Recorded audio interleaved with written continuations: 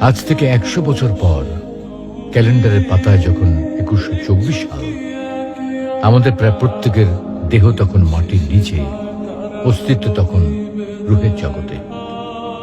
ইতিমধ্যে ফেলে যাওয়া আমাদের সেই সুন্দর বাড়িটা হয়তো পরবর্তী প্রজন্ম ভোগ করছে।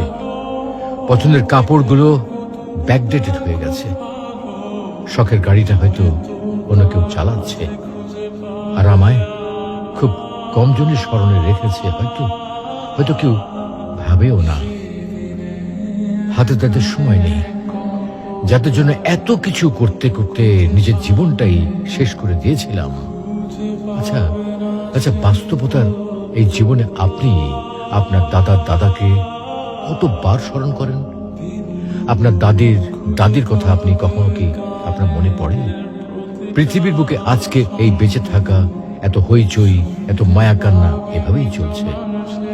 গত হওয়া অসংখ্য প্রজন্মকে টপকে আমরা এই জীবন লাভ করেছি।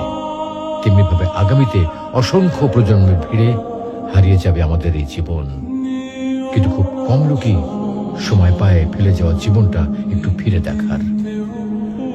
বাস্তবতা হচ্ছে এই জীবনটা আমাদের কল্পনার চেয়েও অনেক অনেক ছোট।